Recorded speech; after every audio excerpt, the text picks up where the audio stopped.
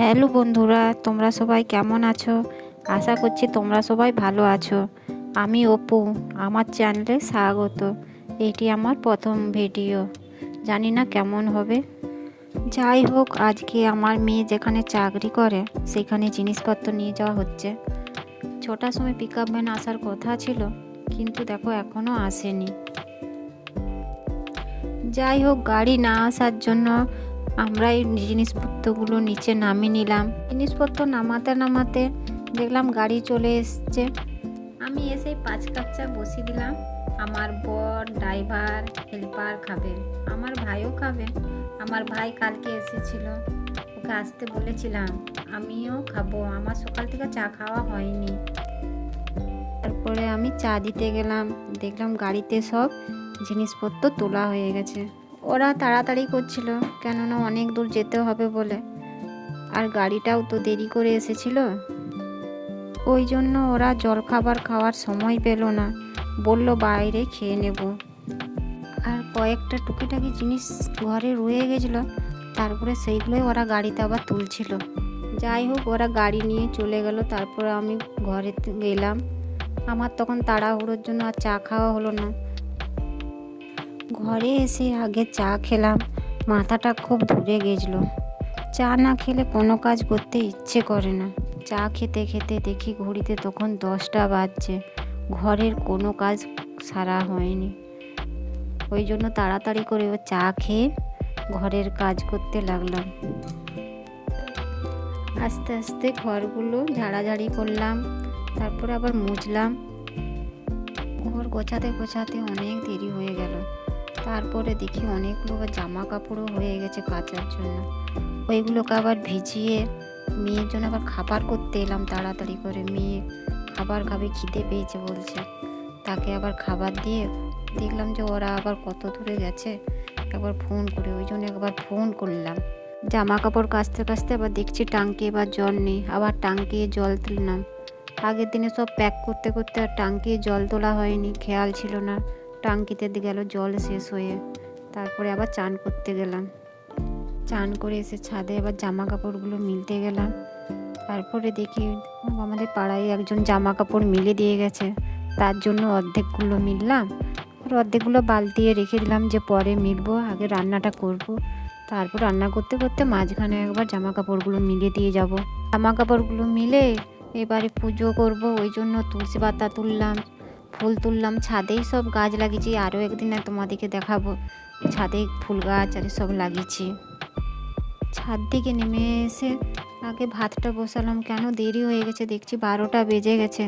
তারপরে পুজো করব, ওই জন্য আগে ভাতটা বসিয়ে দিলাম, তারপরে পুজো করতে এলাম।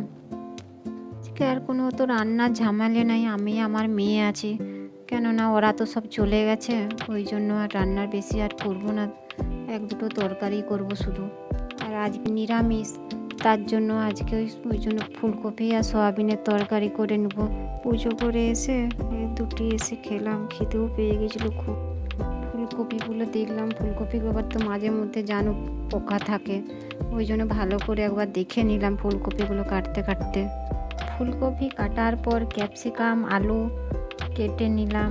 এখন তো নতুন আলু উঠেছে, নতুন আলু খেতে বেশ ভালোই লাগে। সবজি কাটতে কাটতে এইদিকে দেখি ভাত হয়ে গেছে, ভাতটা নামালাম। ভাতটা নামিয়ে তারপরে বাকি সবজিগুলো কেটে নিলাম। মেয়ের সাথে গল্প করতে করতে, শুধু দিদির গল্পই করছে। এইদিকে মেয়ের সাথে গল্প করতে করতে সবজি কাটা ধোয়া হয়েই গেল, বুঝতেই পারলাম না। এইবারে রান্নাটা চাপিয়ে দিলাম, তোমাদেরকে দেখাবো কেমন করে রান্নাটা করলাম। আজকে একটু ঝাল ঝাল করে বানাবো, অন্যদিন বানানো হয় না, কেননা ওর বাবা অত ঝাল মশলা খায় না। তেলটা গরম হওয়ার পর আলুগুলোকে ভাজতে দিয়ে দিলাম। এইদিকে আলুগুলো ভাজতে দিয়ে এই ফাঁকে আদাটাকে আমি পুড়ে নিলাম। এদিকে আলুগুলো ভাজা হয়ে গেছে, এবারে ক্যাপসিকামগুলো একটু ভেজে নিই। ক্যাপসিকামগুলো ভাজা হয়ে গেছে তাই তুলে নিলাম। এবারে ফুলকপিগুলো দিয়ে দিই। ফুলকপির সাথে একটু হলুদ আর নুন দিয়ে ভাজতে হবে নাড়াচাড়া করে।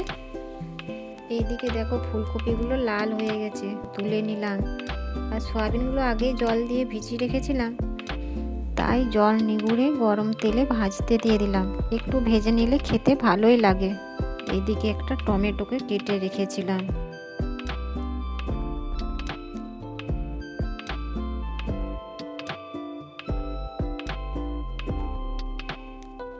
তেলটা গরম হওয়ার পর তেজপাতা, জিরে দিয়ে দিলাম, তারপরে দারচিনি, লং, এলাচ দিয়ে দিলাম।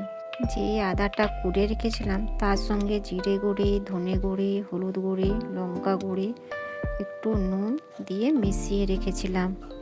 তেলের সঙ্গে ওই মশলাটাকে দিয়ে দিলাম আর কাটা টমেটোটাকে দিয়ে দিলাম।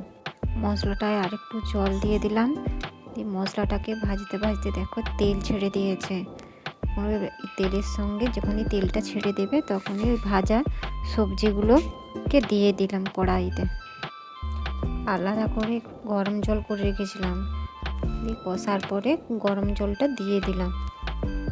তো আলুগুলো সিদ্ধ হয়ে গেছে, জলটাও একটু মরে গেছে, এবারে নামিয়ে নেব। কেউ চাইলে নামানোর আগে একটু গরম মশলা আর ঘি দিতে পারে, কেন আমার মেয়ে ঘি খায় না, ওই জন্য আমি ঘিটা দিলাম না, গরম মশলাটা একটু দিয়ে দিলাম। বিকালবেলায় যে ব্যালকনিটার কাছে দাঁড়ালাম, দেখলাম কুকুর বাচ্চাগুলো সব কাছে বসে আছে। আমাদের পাড়ায় 6টা কুকুর বাচ্চা হয়েছে। সন্ধ্যাবেলায় আমি আমার মেয়ে বাজার গেছিলাম শিবরাত্রি পুজোর জন্য যা যা লাগে জিনিস সেইগুলো কিনে আনতে। কেননা শিবরাত্রি পুজোর দিনে তো আর সময় হবে না এইদিকে খাবার বানানো, পুজো দিতে যাওয়া, ওই জন্য আজকেই বাজার গিয়েছিলাম। বাজার থেকে এসে রাতের জন্য খাবার বানালাম আলুর রুটি আর মটর আলুর তরকারি।